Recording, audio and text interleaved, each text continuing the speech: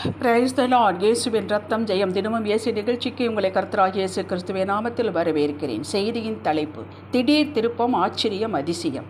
ஆதார வசனம் யோவேல் 2:26. உங்களை அதிசயமாய் நடத்தி வந்த உங்கள் தேவனாகிய கர்த்தருடைய நாமத்தை துதிப்பீர்கள். கிறிஸ்துவுக்குள் அன்பானவர்களே, ஏன் நம்மை அதிசயமாய் நடத்துகிறார்? நாம் அவரின் மேய்ச்சலின் ஆடுகள் நடத்தப்பட வேண்டும், அதுவாகவே நடக்காது. சங்கீதம் 23 படியுங்கள். நல்ல மேய்ச்சல் எங்கே இருக்கிறது என்று மேய்ப்பனுக்குத்தான் தெரியும்.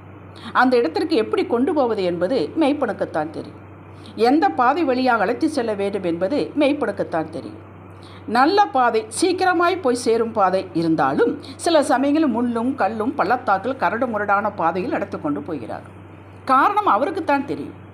அந்த நல்ல பாதையில் எதிரிகள் அதிகம், ஆடுகள் எதிரிகளை மேற்கொள்ள முடியாது. ஆகவே கல்லும் முள்ளும் பாதையில் நடத்துகிறார். அவர் கூடவே வருகிறார், மேய்ப்பன் கூடவே வருகிறார். இதை நாம் புரிந்து கொள்ள வேண்டும். ஆகவே நடத்துகிறார்.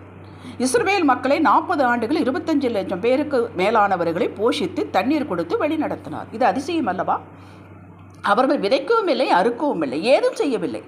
வழி வனாந்தரம், முற்றிலும் அவரையே சார்ந்திருந்தார்கள். இந்த பிரயாணத்தில் தான் படைத்தவரை முழுவதும் சார்ந்து வாழ்வது எப்படி, விசுவாச நடை என்பது என்ன என்று கற்றுக்கொண்டார்கள். ஆமோஸ் ஒரு சாதாரண ஆடு மேய்க்கிறவன். இவனை தேவன் தமது ஆவியில் நிரப்பி தீர்க்கதரிசியாக்கினார். 9 அதிகாரங்கள் எழுத வைத்தார். இஸ்ரவேல் மக்களுக்கு வரும் காரியத்தை குறித்து தீர்க்க தரிசனம் சொன்னான். இது அதிசயம் அல்லவா? அதிசயமாக நடத்தினார். அவரை யாரை வேண்டுமானால் எப்படி வேண்டுமானால் மாற்றுவார். ஒரு புல்லும் கூட அவர் ஆயுதமாக அவரால் மாற்ற முடியும். தாவீது ஆடு மேய்த்து கொண்டிருந்தான். அடுத்து இன்னும் நிறைய ஆடுகளை மேய்த்து ஆட்டு மந்தைகளுக்கு ஓனராயிருப்பான். இது நார்மலான வாழ்வு. கர்த்தர் அதிசயமாய் ஆச்சரியமாய் பாதையை நார்மல்ஸிலிருந்து அதிசயத்திற்கு மாற்றினார். அவருடைய அண்ணன்மார்களை பார்க்க போன இடத்தில் ஒரு அதிசய சந்தர்ப்பத்தை அமைத்து கொடுத்தார். கோலியாத்தை தோற்கடித்தான், கொன்றான், ராஜாவுக்கு மருமகனானான், வாழ்வின் பாதையை மாற்றினார், ட்ரெயினிங் கொடுத்தார். நெட் ரிசல்ட் ராஜாவானான். நம்முடைய வாழ்வையும் திரும்பி பார்ப்போம். நானெல்லாம் கனவில் கூட கண்டதில் ரட்சிக்கப்படுவேன், ரட்சிப்பேன்றா என்றே தெரியாது. இப்படி ஊழியம் செய்வேன் என்று நினைத்தே பார்க்கவில்லை. இதிலும் பெரிதான விலை காண்பாய் என்று வாக்கு கொடுத்திருக்கிறார். யோவான் 1:50. விசுவாசித்து வருகிறேன்.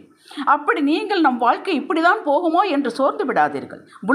உங்களுடைய ப்ளூ பிரிண்ட் காலம் அவர் கையில் இருக்கிறது. விசுவாசித்தால் நடக்கும். பெரிதானவைகளை கேளுங்கள். ஏனென்றால் அவர் பெரியவர், அவர் வல்லவர். அவருக்கு எல்லாமே லேசான காரியம்தான்.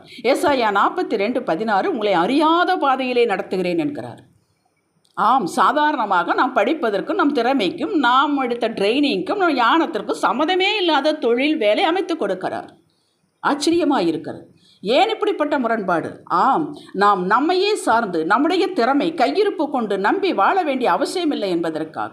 நியாயாதிபதிகள் 6ஆம் அதிகாரத்தில் கிதியோன் மீதியானவர்களுக்கு பயந்து கொண்டு கொஞ்சம் கோதுமை கிடைத்தால் போதும் என்று அவர்களுக்கு மறைந்து போரடித்து கொண்டிருக்கிறார். கர்த்தர் அப்போது இடைப்பட்டார், பேசினார்.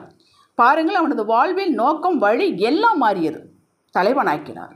எந்த மீதியானர்களுக்கு பயந்து கொண்டிருந்தார்களோ இஸ்ரவேல் மக்கள், கிதியோன் அவர்களை வழிநடத்தி மீதியானர்களை தோற்கடித்து இஸ்ரவேல் மக்களுக்கு நியாயாதிபதியானால்.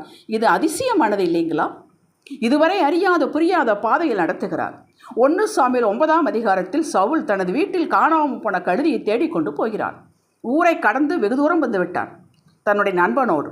கழுதை கிடைக்காவிட்டாலும் பரவாயில்லை, வீட்டிற்கு திரும்பலாம் என்று நினைத்த போது சாமுவேல் தீர்க்கதரிசி சந்திக்க ஒரு ஆலோசனை கிடைத்தது. கழுதை எங்கே இருக்கிறது என்று கேட்கத்தான் போனான். அங்கே கர்த்தரால் ஏவப்பட்டு சாமுவேல் சவுலை அபிஷேகம் பண்ணினான். பின் ராஜாவானான். ஆச்சரியமான திருப்புமுனை இல்லைங்களா? இது எப்படியாகும் என்று கேட்ட மரியாளுக்கு லூக்கா 1:34 தேவதூதன் விளக்கம் கொடுத்து இயேசு இரட்சகரை பெற்றெடுக்கும் பாக்கியம் பெற்றார். மக்களே, கர்த்தரை இறுக பற்றி கொள்ளுங்கள். உயர்ந்த சிறந்த அற்புத வாழ்வை எதிர்பாருங்கள், கேளுங்கள். உங்களது பண்பு குணம் ஆச்சரியமாய் அற்புதமாய் மாறப்போகிறது என்று எதிர்பாருங்கள், ஆசைப்படுங்கள். இது அது எப்படியாகும் என்று சொந்த அனுபவித்து வைத்து கணக்கு போட்டுக்கொண்டே இருக்காதீர்கள். வேதத்துள்ள சாட்சிகளை பாருங்கள். அன்று அவர்களுக்கு செய்தார் என்றால் இன்று உங்களுக்கு எனக்கு ஏன் செய்ய மாட்டார்? அன்று ஒருத்தருக்கு நடத்திருந்தால் ஏன் நான் நமக்கக்கூடாது? எனக்கு நடக்கும் என்று சொல்லுங்கள். அவர் மாறாதவர், பாரபட்சமற்றவர், பட்சபாதமற்றவர். அவரிடத்தில் வேற்று மேலே சிறிதேனும் இல்லை. நம்முடைய நடத்தையை, நம்முடைய பெர்ஃபெக்ஷனை பார்த்து அவர் செய்கிறவர் அல்ல. நம்முடைய உறவு, அவர் மேல் வைத்திருக்கிற அன்பு, நம்பிக்கை, வைராக்கியம், கீழ்ப்படிதல் இவற்றை பார்க்கிறார். வாழ்வின் திசை போக்கு ஆச்சரியமாய் அற்புதமாய் விரும்பத்தக்கதாய் போற்றத்தக்கதாய் மாற்றுவார். நமக்கு புரியாமல் இருக்கலாம், புதிராக இருக்கலாம். எல்லாம் புரிந்தவரோடு, அனந்த ஞானம் கொண்டவரோடு, நாளைக்கு என்ன நடக்கும் என்று தெரிந்தவரோடு, நம்முடைய வாழ்க்கையின் போக்கை அறிந்தவரோடு ஏன் இணைந்து கொள்ளக்கூடாது? இணைந்து கொள்வோம். ரிசல்ட் அற்புதம், ஆச்சரியம். ஜபிக்கலாம். பல சமயங்களில் எங்களை செய்ய சொல்வது எங்கள் அறிவுக்கு எட்டாவது புரியாதமாயிருக்கிறது.